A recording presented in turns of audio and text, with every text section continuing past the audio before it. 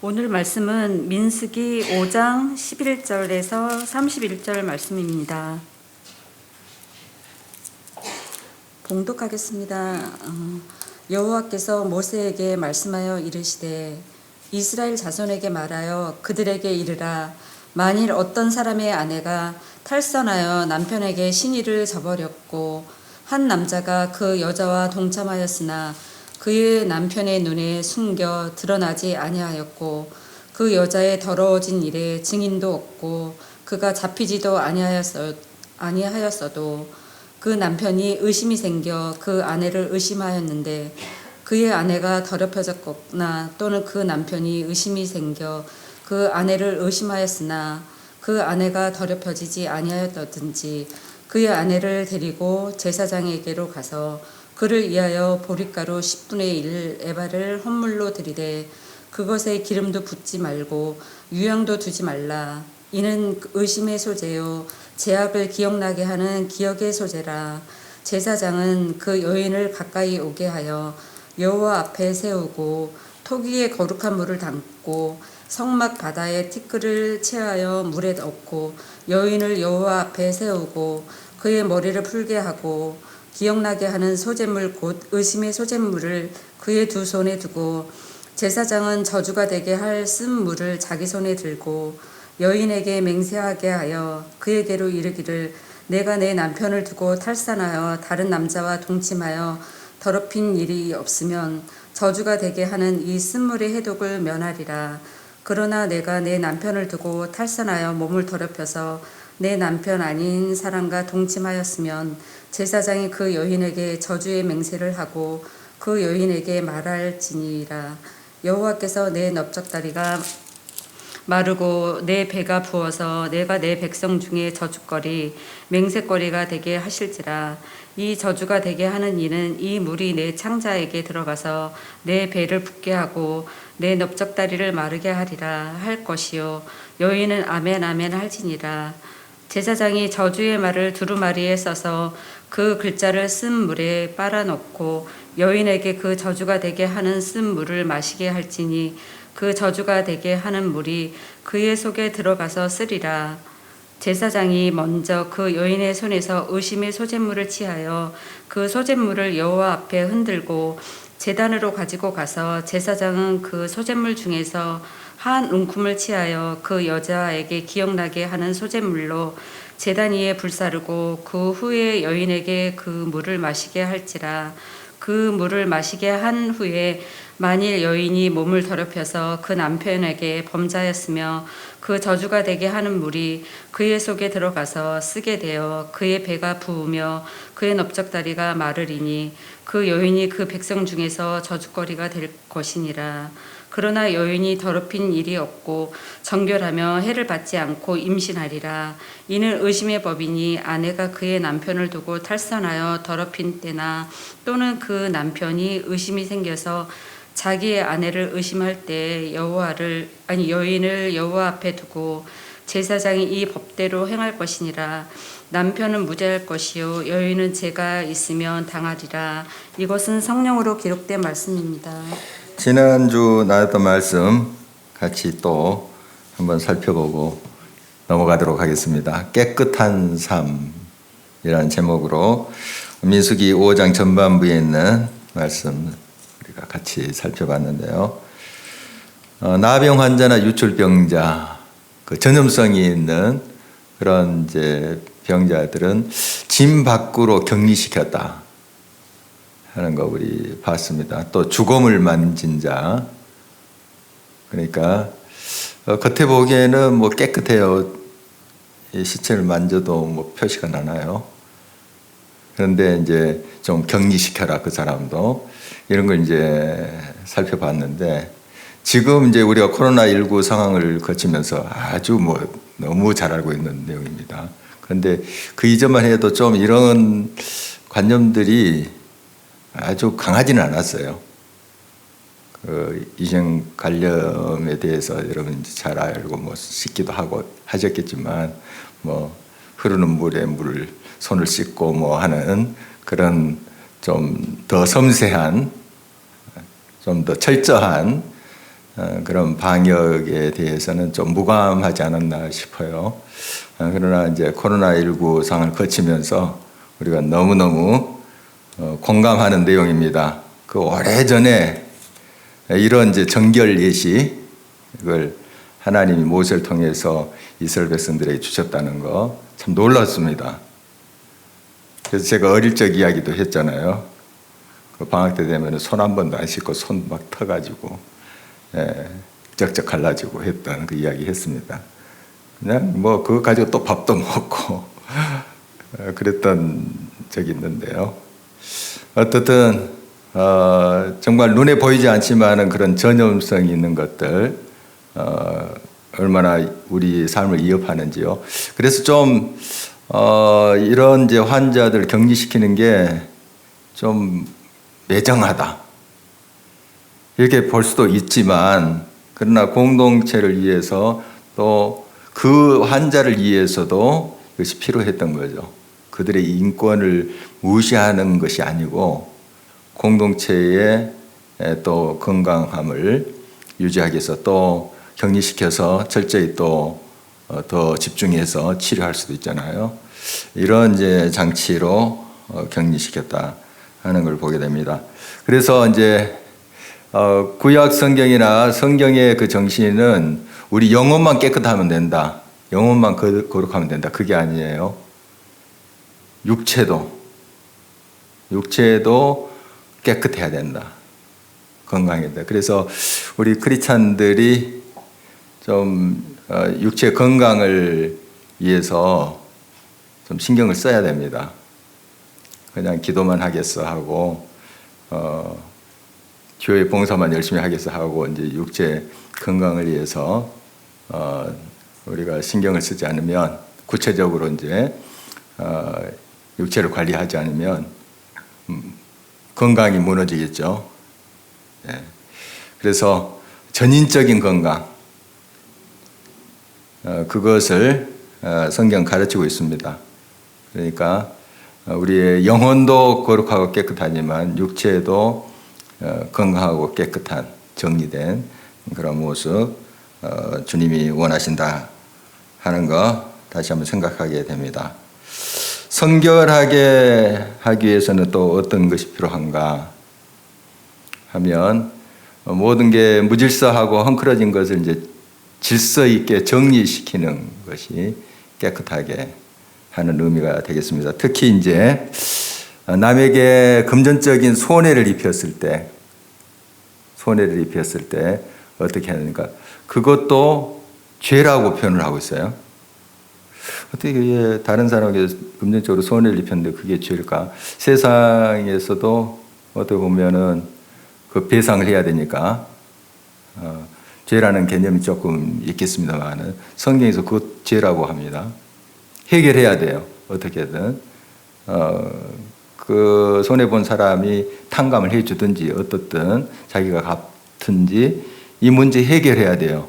우리 크리스찬들은 이런 이제 빚의 문제, 부채 문제 지혜롭게 잘 해결을 해야 됩니다. 어떻게든 정당한 방법으로 해결해야 되죠.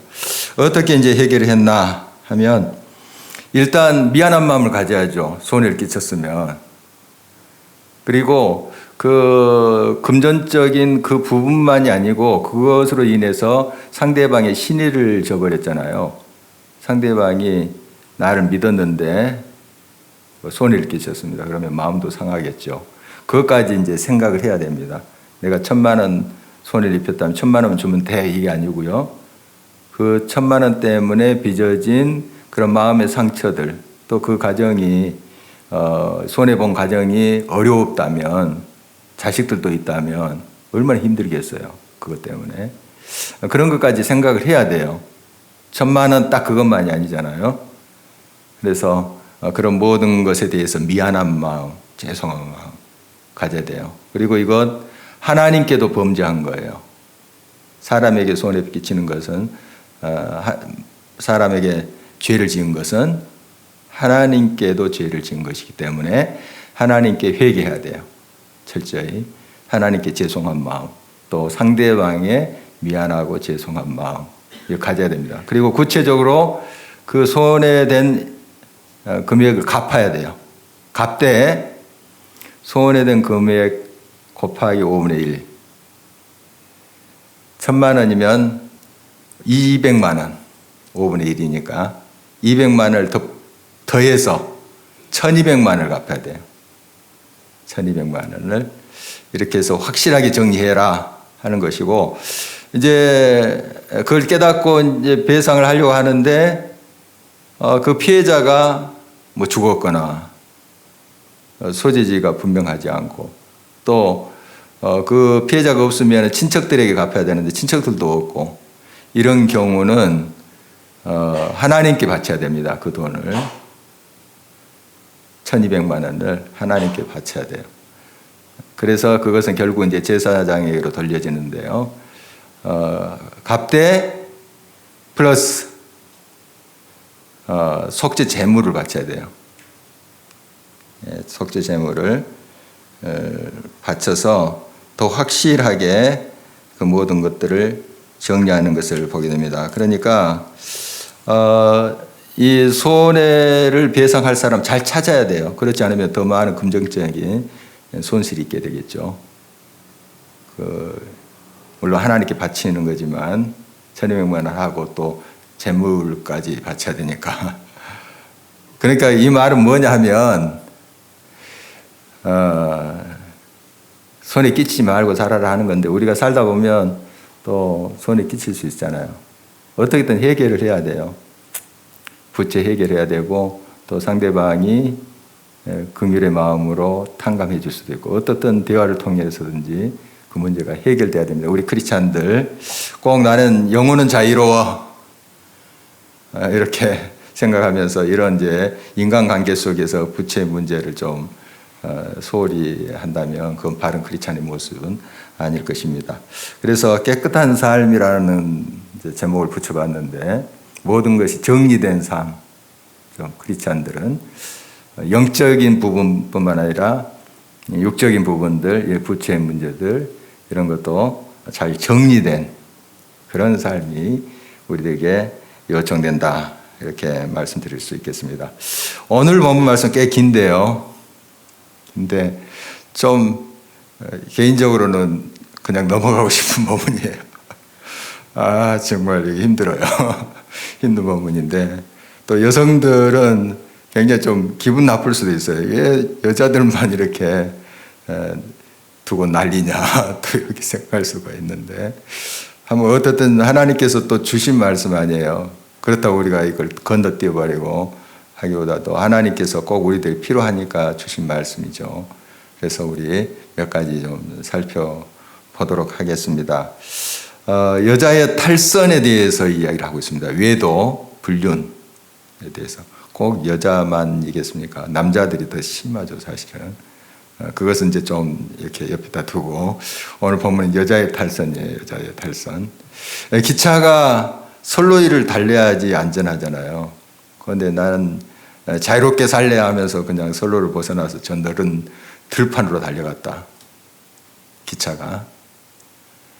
그러면 안 되죠. 큰일 나죠. 많은 사람 또 피해를 줄 겁니다. 너무 잘 알고 있습니다. 탈선 하지 말라 하는 말씀인데요. 이 탈선, 사타라는 히브리어인데요. 이제 벗어나다 뭐 그런 뜻입니다. 같은 뜻이죠. 벗어나다. 그리고 잘못을 저지르다 하는 그런 의미가 있습니다. 그래서 탈선은 바로 사탄을 따르는 거예요. 사타라는 단어, 사탄은 사탄을 따르는 거다. 이렇게 여러분이 좀 새기면 좋겠어요. 탈선, 외도. 그리고 신약 성경에도 이런 음행에 대해서 특히 고린도서에 보면 굉장히 단호하게 말하고 있습니다. 이건 자신만을 파괴하는 것이 아니라 남편, 가족들 다 파괴해요. 정말 무섭습니다. 무서워요. 그런데 요즘 드라마나 뭐 문학 같은 거 보면은 굉장히 미화시켜가지고요. 어떻게 그 작가들이 글을 잘 쓰는지 그 불륜을 저지르는데도 잘 됐으면 좋겠다 하는 생각이 들 정도로 막 그 시나리오를 그렇게 쓰더라고요. 저 사람은 저런 사랑은 좀 이루어져야 돼. 분명히 외도고 불륜인데 그렇게 또 시청자들의 마음을 휘어잡는 재주가 있더라고요. 어떻든 원론적으로 또 모든 것에 있어서 탈선은 사탄은 사탄을 쫓는 거예요. 탈선은 사탄을 쫓는 것이다. 분명히 우리는 알고 있습니다. 우리 크리스찬들은 알고 있는데 알고 있으면서 넘어가는 게 바로 이런 부분이죠.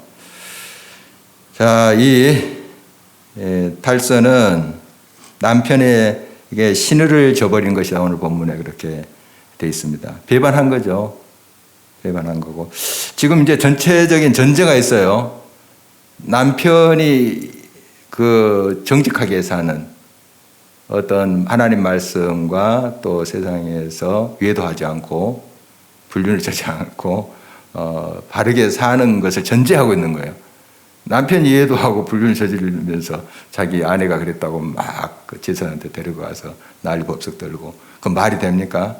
그런데 이 말씀의 전제를 우리가 알아야 돼요. 남편은 아주 바르게 사는 사람, 인격적으로 완벽한 사람이 있겠습니까만 이런 어떤 성적인 문제, 가정을 지키는 문제에서 그런 이제 소위 하자가 없는 것을 전제하고 하는 그런 내용이에요. 결국 이런 탈선은 자기가 가정을 파괴하죠. 무너뜨리고요. 아무리 사랑으로 포장하고 로맨스로 포장해도 이건 탈선입니다. 말 그대로. 아무리 문학적으로 그렇게 꾸며도 미화해도 불륜은 불륜이죠. 다윗, 우리 너무 잘 알고 있습니다. 다윗. 우리아의 아내 밧세바 사건 있잖아요. 우리가 다시 언급하지 않더라도 그 결과로 인해서 빚어지는 그 왕궁의 피비린내 나는 역사 우리 잘 알고 있습니다. 아들들이 서로 칼로 찔러 죽이고 그러잖아요. 자기 이복 여동생을 간음하고 내팽개쳐버려. 이런 일들이 다윗 왕궁에서 다윗 집안에서 일어났어요. 다윗이 뿌린 씨앗이에요. 그리고 얼마나 가슴을 찢습니까? 가슴을 찢으면서 통곡하면서 시편에 보면은 눈물로 침상을 띄운다 하는 표현을 하는 것처럼 정말 그런 대가를 지불하는 것을 우리가 알고 있습니다. 한순간의 쾌락, 그런 음욕 때문에 빚어지는 비극, 우리 너무 잘 알고 있어요.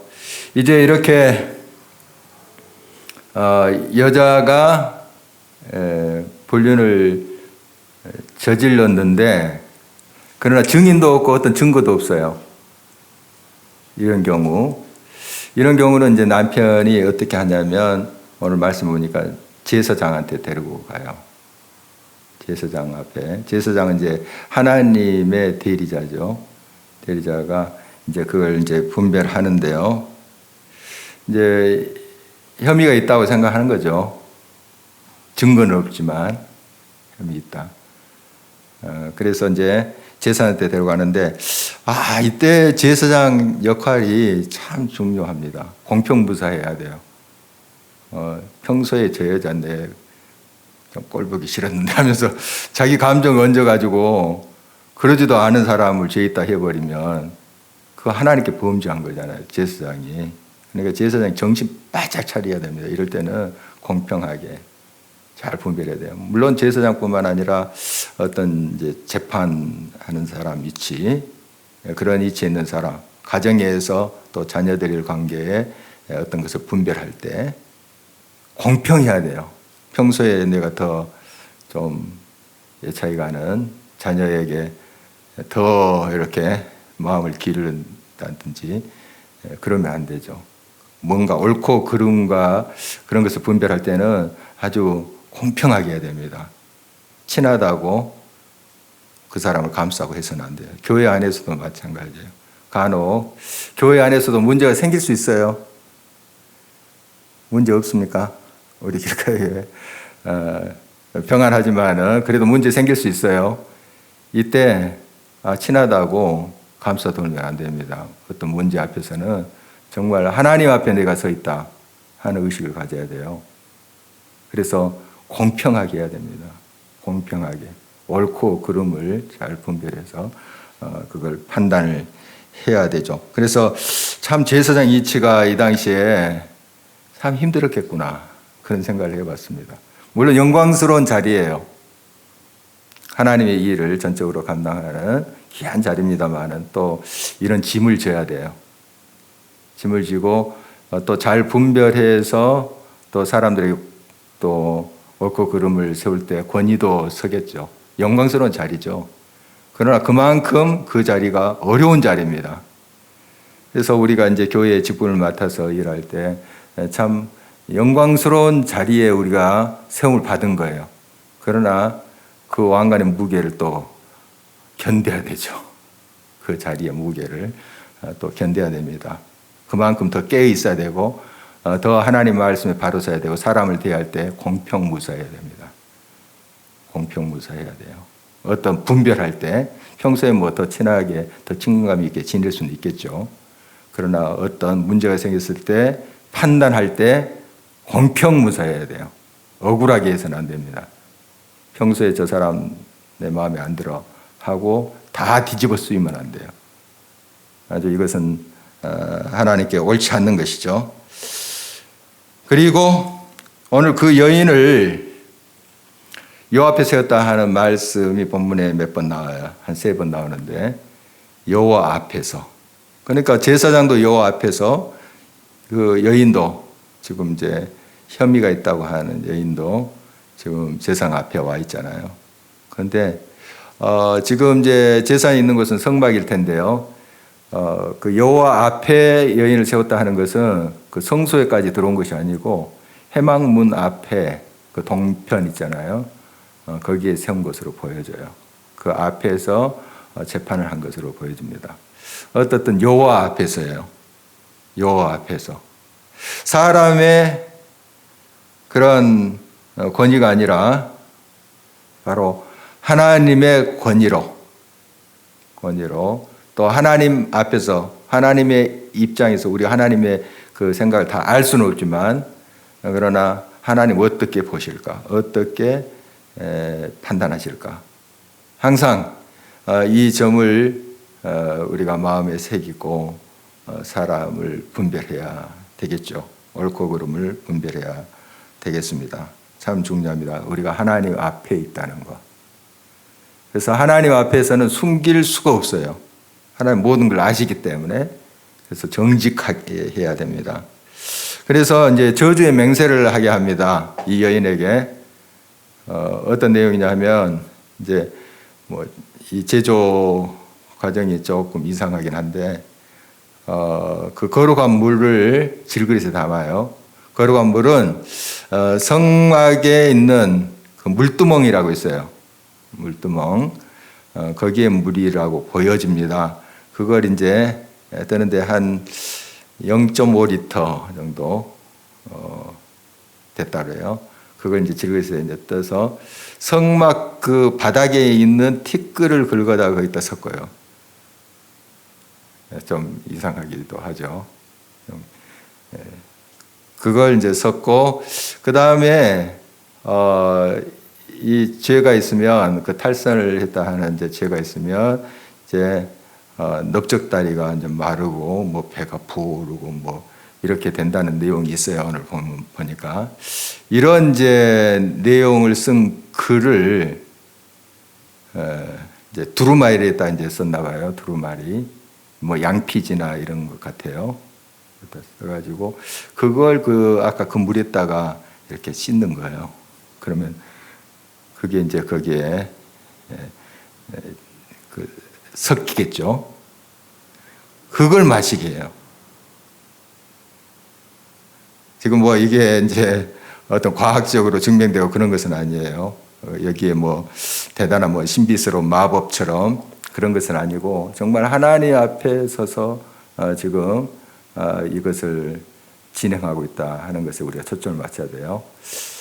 그래서 이 물을 마시게 합니다. 그런데 마시기 전에 저주의 맹세를 하게 하는데 이것은 한번 기회예요. 그때 내가 그랬습니다. 시인을 하면 용서받아요. 용서를 받는데 그 남편하고 헤어져야 돼요. 그 집에서 쫓겨나야 돼요. 이 동네에는 그 신부 집에서 지창금을 받았어요. 신부를 보내면서 자기 딸을 보내면서 그 신랑으로부터 지창금을 받았어요. 요즘도 이제 이슬람권에서도 이런 문화가 아직 남아 있습니다. 아프리카에도 남아 있고요. 요즘도. 그러니까 이 지창금도 돌려받지 못해요. 그냥 쫓겨나는 거예요. 그 당시에 이제 쫓겨나면 살 길이 거의 없어요. 요즘은 뭐 이제 좀 우리가 일할 거리도 있고 하지만 그 당시에는 막막합니다. 그러니까 이제 뭐 친정으로 돌아갈 수는 있겠지만 참 이렇게 비참하게 되죠. 그러니까 그 물을 마시기 전에 빨리 시인을 하는 방법도 있었고요. 그러나 시인을 하지 않으면 이제 그걸 마시는 거죠. 마시면 말 그대로 이제 아까 그런 결과들이 이제 나오고 혹시 이제 설명하는 참 힘드네요. 이런 부분이 참 좀 좋은 이야기, 좀 기분 좋은 이야기, 은혜가 되는 이야기를 하면 참 힘이 날 텐데 어떻든 이제 나중에 어떤 메시지인지 좀 정리를 하겠지만 이 여인에게 이제 어떤 잘못이 없으면 오히려 그것이 약이 된대요. 아까 그 물 있잖아요. 이상하게 만든 그 물이 약이 돼서 임신하게 된대요. 오히려 더 그 태아를 가질 수 있는 건강함을 주는 그런 약이 된대요. 그런 건데 어떻든 그런 내용이에요. 그런 내용인데 우리가 이제 이런 옛날 이스라엘에게 주었던 그런 이제 어떤 규례 또 법이라고 보는데요. 지금 이제 이스라엘도 이렇게 행하지는 않습니다. 이렇게 하지도 않고 지금도 뭐 이렇게 하는 데는 없을 것 같습니다. 그런데 우리가 뭘 우리가 여기서 좀 생각해 봐야 되냐면 좀 가정을 건강하게 지켰으면 좋겠다 하는 거예요. 부부가 이 지금 이렇게 남편이 의심하고 했다면 벌써 좀 많이 사이가 좀 안 좋아진 거 아니겠어요? 이 정도면 제사장에게 자기 아내 데리고 가서 지금 이런 과정을 거치게 한다는 그 자체가 지금 상당히 둘 사이가 벌어진 거예요. 벌써 뭔가 의심을 했다고 하는 것 자체가 이걸 사전에 좀 방지할 수는 없었을까 하는 생각을 해봅니다. 어떻게 하면 좋을까? 좀 서로 신뢰감이 있어야 되겠죠. 신뢰감이. 지금 신뢰감이 좀 깨져서 이런 것 아니겠어요? 신뢰심이. 자기 부인을 의심하고 하는 것. 지금 의처증이 있으면은 그걸 잘 분리해서 제사장이 이거 진행하지 않을 거예요. 그런데 지금 아까도 이야기했다시피 그 남편은 바르게 살고 의처증이 없는 사람 전제하고 있는 겁니다. 그러니까 평소에 좀 더 서로가 신뢰하는 그런 관계를 가졌으면 참 좋았을까 하는 생각을 갖습니다. 그러기 위해서는 좀 서로가 대화가 필요할 것 같아요. 서로가 좀 서로 오가는 마음 이런 게 좀 필요할 것 같고요. 좀 서로 가끔씩 여행도 가는 게 좋을 것 같아요. 그런데 여행 가면 꼭 싸움하는 커플들이 있어요. 오히려 저도 여행하게 되면 좀 신경이 이렇게 좀 예민해지더라고요. 특히 이제 제가 영국에 있을 때 방학 때 되면 여행을 했거든요. 차 빌려가지고 그리고 이제 여러 유럽의 싼 비행기가 있거든요. 가서 그 공항에서 렌터카 해가지고 하면 그 당시에 내비게이션도 없어요. 이제 지도 보고 옆에서 앉아가지고 집사람이 이제 지도 보고 이제 어디로 가라 저리 가라 이렇게 이제 하죠. 그럼 엉뚱한 데로 가면은 조금 이제 발끈하죠 제가. 나도 실수할 수 있는데 또 그렇게 정확히 보지 무슨 딴 생각했냐 하는 식으로. 그래서 이제 좀 기분이 상하고 와서 이제 다시는 이제 같이 안 간다. 그러다가 이제 며칠 지나면 또 가고 그런 적이 있는데 어떻든 좀 서로가 신뢰심을 가지면 참 좋겠다 하는 생각이 듭니다. 서로가 존중하는 마음 이것이 이제 서로에게 필요할 텐데요. 서로가 노력을 해야 되겠습니다. 노력하고 또 우리 각자가 주님 말씀 가운데 신실하게 깨어 있는 것 참 중요하죠. 주님 말씀 가운데 그렇게 깨어 있으면 상대가 신뢰해요. 말씀대로 살면 말씀대로 기도하고 이렇게 살면 신뢰하지 않겠습니까? 그리고 그런 어떤 그 유혹에 넘어갈 그런 상황에 들어가지 않는 게 좋을 것 같아요. 그런 환경에. 요셉은 물론 그런 환경이 있었습니다. 그 보디발의 아내 유혹을 받았죠. 그런 환경에 있었어요. 보디발이 보통 그 아내가 보통 여자가 아닌 것 같아요. 그런데 이제 뿌리치고 도망갔죠. 도망갔는데 어떻든 그런 환경이 있을 수밖에 없고 종이니까 노예니까 무슨 거기에 직장인이고 그러면 직장 옮기든지 했을 텐데 그럴 처지도 아니잖아요 요셉이. 그러니까 그런 환경에 있을 수밖에 없는데 더 아마 깨어 있었을 거예요. 그러나 그걸 또 정말 벗어날 수는 없어서 그냥 뿌리치고 도망한 게 또 억울하게 감옥에 갇히고 그렇게 했는데요.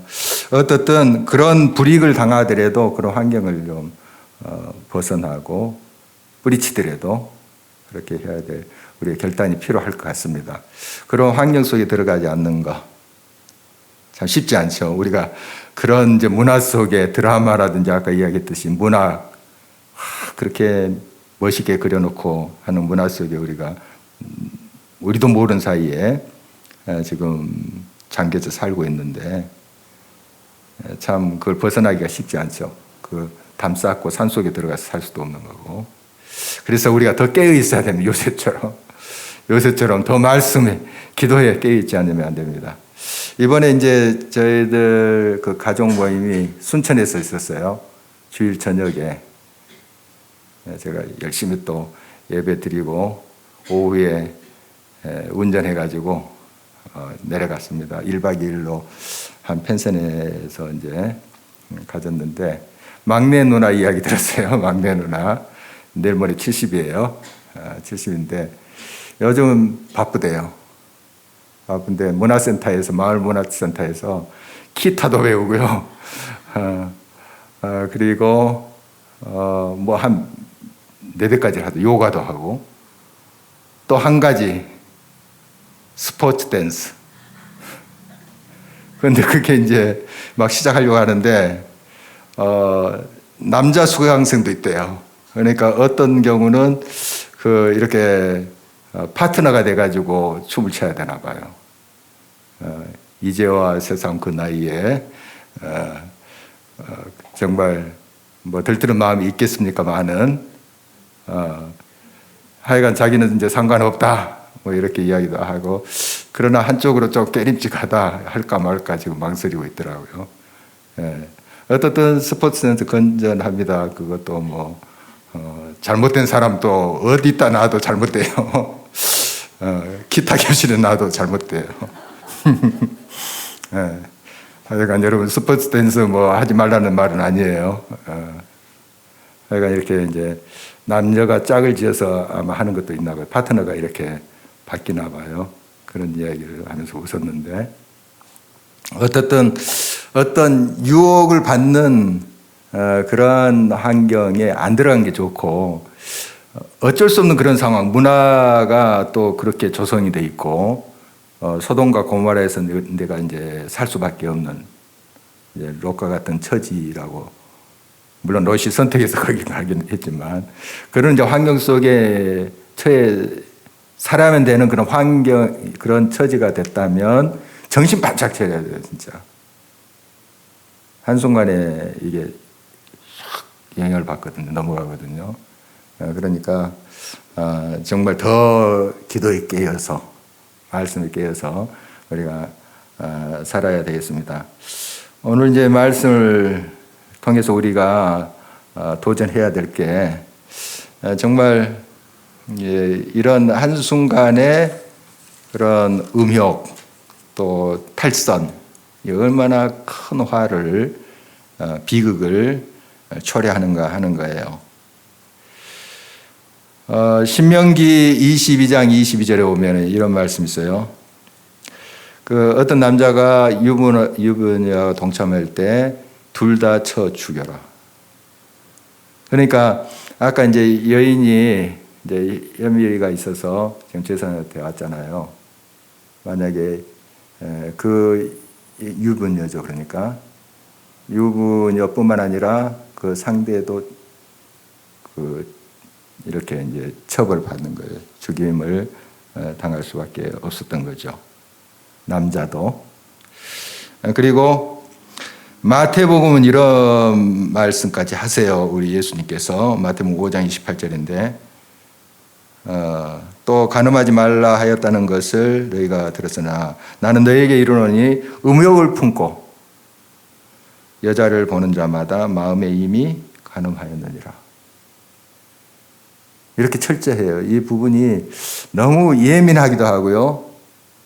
그냥 뭐 그럴 수도 있지, 로맨스지 하고 넘어갈 수도 있어요. 세상 사람들이 이제 생각할 때.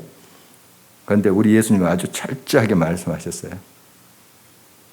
그러니까 얼마나 이 부분에 대해서 우리가 무장을 해야 되는지. 잠언 6장 말씀에 보면은 이제 어떻게 비유하냐면은, 사람이 불을 품고 있어야 어찌 그 옷이 타지 않겠으며 사람이 숯불을 밟고 있어야 어찌 그의 발이 데이지 않겠느냐. 그러니까 그 결과가 아주 비극으로 간다는 거죠.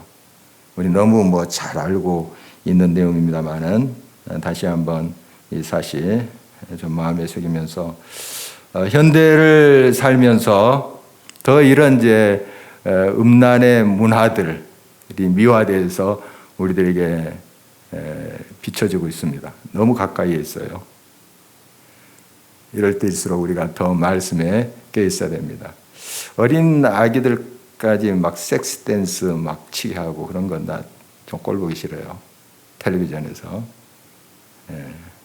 그 막 귀엽다고 어른들 막 박수 치고 막 그러는데, 그 좋은 그 댄스들 있잖아요.